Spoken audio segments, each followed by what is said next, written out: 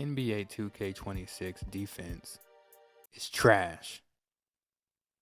But that doesn't mean not to try.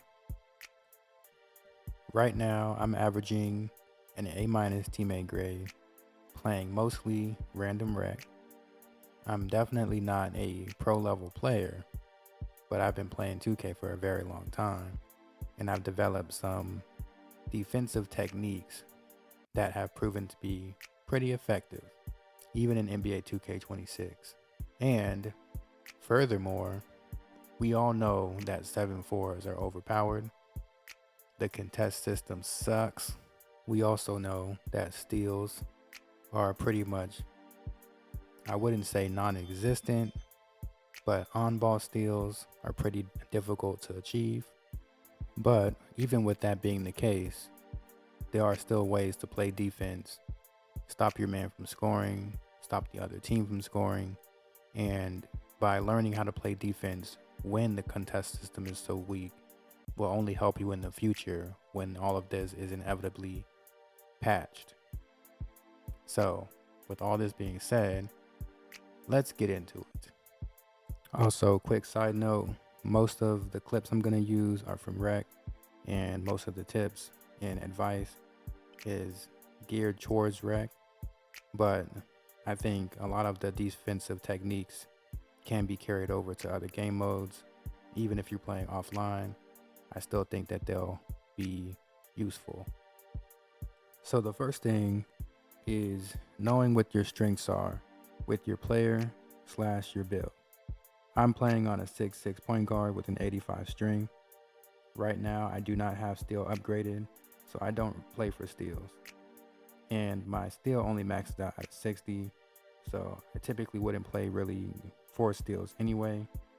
But I do understand some builds are shorter and have high steal, so those builds probably should be playing for steals. And I'll get into the methods or the techniques that should be used for players like that. My goal when playing defense, specifically on ball, is to play to get a good shot contest and to cut off dribble moves and hopefully lead to them picking the ball up or turning the ball over, or my matchup just passing to another player. As far as defense goes, there are some things that should be followed no matter what build you're on. The first thing I'm going to go over is how to play off-ball defense. Off-ball defense is not just sticking on your man or denying the ball or just kind of aimlessly waiting for them to get the ball in order for you to guard them. What you should be doing is positioning yourself between them and the basket and trying to keep them from cutting backdoor or cutting to the basket and getting behind you. Having the off-ball pass badge helps a lot with this. So if you are able to guess their movements and they try to run past you, there'll be a resistance, there'll be an animation that stops them or slows them down, and they won't be able to just cut behind you and get an easy dunk. If they do happen to get past you, the best course of action is to just kind of try to block them from receiving a pass, especially if you do have steal.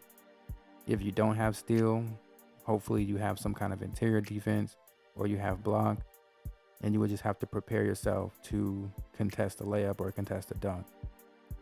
Now, there isn't a specific size gap that needs to be made, but you don't want to guard too far away either, because the way shooting is this year so far, open shots are considered open even if you're pretty close. So closing the gap is very important. You don't want to be too far off to where they'll be shooting the shot and it's basically wide open, but you don't want to be too close to where they can just sneak past you. So I try to position myself in a way to where I know I can get to them quick enough once they receive the pass, and I can react to them trying to cut as well. The next thing is on-ball defense.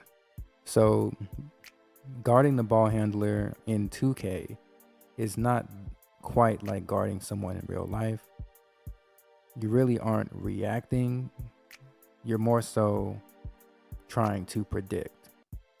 Because of the lag or because of the delay when you play online, trying to react is just not going to be helpful for you. And most likely, you're pretty much giving the offensive player the advantage.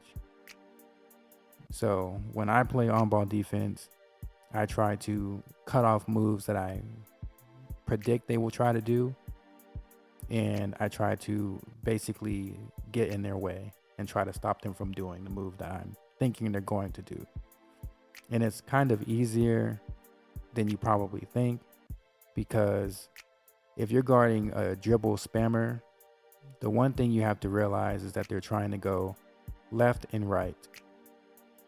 Normally, they're not trying to get past you right away and go straight to the basket, and they're not trying to go backwards. They're trying to go left and right. So the best way to guard it is to try to cut off a direction. If you see them go right, chances are they're going to do a move back left. So all you have to do is try to cut off that move. Sometimes they might get past you and you may have to kind of stand behind them because they're going to do a snatch back or some kind of behind the back that's going to shift them backwards a little bit, and you can cut that movement off. And in one of my clips, I did that and they ended up losing the ball and we got a turnover. So the biggest thing is trying to guard that left to right movement and knowing that sometimes when they do a quick move to one direction, you don't have to follow them because they're going to end up right back where you are, because they're going to go right back left if they go right. Or if they go left, they're going to go right back right. So guarding is mostly about cutting off the left and the right movement. Now, your badges are definitely going to determine how effective everything that you do will be on the offensive player. So the higher your defensive badges are, the more these things will work. So for example, my player has on-ball menace at silver, I have physical enforcer at gold, and I have challenger at silver, and I'm 6'6". So because my build is a higher strength player, I'm pretty tall for a point guard. He's pretty thick, all those things help with my defense and play a role into how effective my defense can be, especially when it comes to like cutting off ball handlers and being able to contest shots. So the method that you will use should probably still be somewhat similar, but the effectiveness could be different. And also, because I'm bigger, my speed is not as high. So if you have a smaller player, you're more likely going to be a lot faster on defense, and that will be an advantage for you. So all those things play a role in how effective your defense will be. One key thing is that normally my on-ball defense is pretty much geared towards guarding specific kinds of players when I first go into a game, but you definitely do have to adjust your style of defense based on the player that you're going against. So if you notice that your player that you're guarding is more of a slasher, then you will be playing them a little bit differently and trying to keep them from getting past you, and you won't be sitting on one side as much or trying to prevent the left-right movement so strictly. You have to see what moves they're doing. If you notice that they like to do a crossover, one crossover when they come down the court, you have to be prepared for that crossover and trying to get back. If you notice that they do some kind of a double crossover, or if they are using screens and they just drive straight to the basket with no dribble moves, those things you have to be mindful of and adjusting your defense. And speaking of screens are BS. And you can pat yourself on the back if you notice that your matchup is only able to score while using screens. That means that you most likely are doing something right. But there is a way to guard it, sort of, but it's less independent. You have to kind of rely on your teammates. So if you get screened, a lot of times you may have to cover the big man's man until you can get back to your player, and they'll have to pick up your player. If they hedge and you're able to get back to your player, then you can switch back. But it does take you kind of working with your other teammates in order to guard someone who's using screens. But there is a method to dodging the screens. It's just kind of hard to use it when a player is going left and right, back and forth behind screens. And screens are very powerful. It's really hard for you to stick with your player if they're using them a lot, especially if it's more than one. When it comes to contest, there's only two things you really have to keep in mind, which is pretty much just hands up versus jumping. Most of the time, if you are guarding them closely, you will do hands up defense. If you're kind of closing out, then it's better to jump, especially if the shot is pretty open and you feel like it's a really high chance they're going to take the shot. And that's more so the case if it's like the end of the shot clock. Jumping is best in those scenarios. Hands up defense still does work if you're really, really close and the height advantage is not too big. But if there's a really high height gap, then hands up defense is practically useless. But I don't foresee it staying this way. I think it's going to get patched. So jumping may be better for right now if there's a really, large height gap. But otherwise, hands up if you're close and jump if you're closing out. The next thing is how to play team defense and knowing when to help. Firstly, you should be a little bit hesitant to help on defense unless it's certain situations. Typically, you should be trying to guard your man and only helping on screens or helping guard the paint if you're big. Situations like that, that's normally when you would help. I will say it's not super straightforward all the time because helping on a drive sometimes leads to them kicking out to your man and they get a wide open three, which is why I say not to help. But sometimes if the other team is getting a lot of free dunks and there's no paint protection, you may have to prioritize helping in the paint if you have the ability to help. Because if you don't have any interior defense, then it's not really going to help and you might end up just leaving a shooter open. So helping is kind of situational and you have to kind of learn when to help. But most of the time, I will say best case scenario is to just try to guard your man as best as possible and to be very hesitant about helping.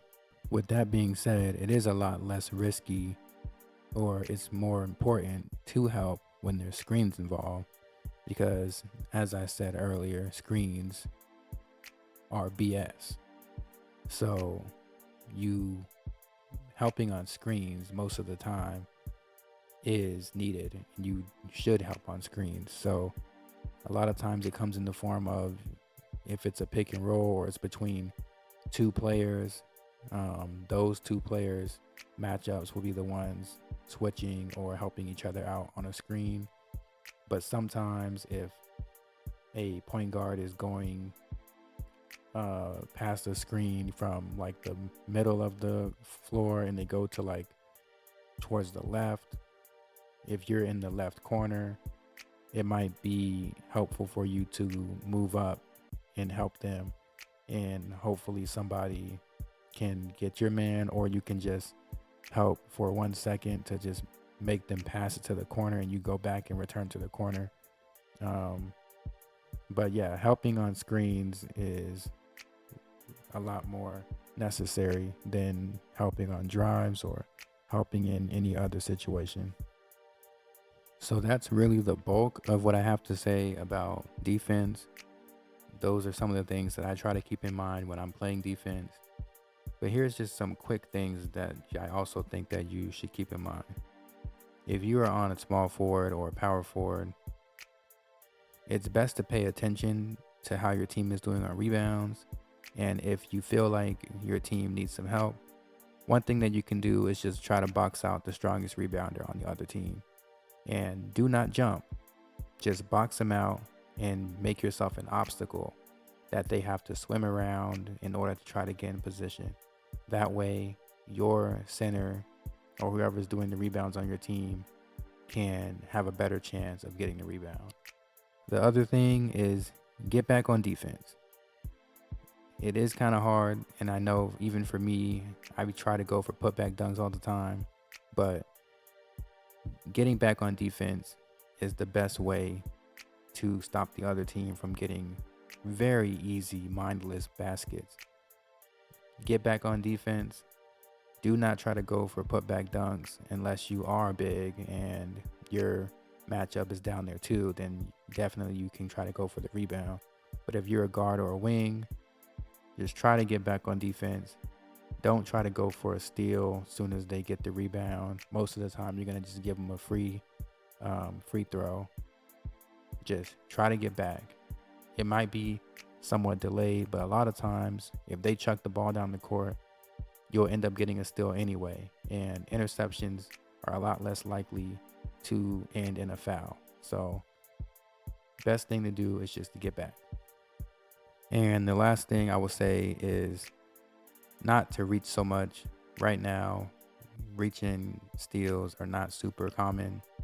So I'll say just try to be disciplined about that. Because a lot of times, if you just play on-ball defense and you cut off dribble moves, it can lead to a steal anyway. And sometimes you may get a bump steal, something like that.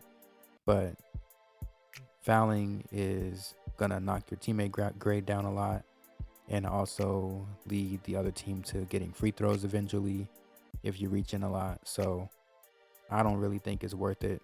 But that's just me. So that's pretty much all the tips and advice that I have for defense. I hope that it's able to help. Right now, it definitely seems like offense and defense are very much balanced. However, there are still things that can be done in order to help win games. Right now, it seems like teams are shooting very high percentages, but getting a few more stops than the other team can be a huge difference maker. Also, 7-4s are 100% getting patched. So developing good techniques and habits is only going to help you in the long run. I would say just try some of these techniques, try to see if you can implement any of this in your gameplay, and let me know if it helps. Also, if you have anything else to add or any advice that you can give that might help someone else on defense, drop it in the comments. And thank you very much for watching the video, and I'll see you in the next one.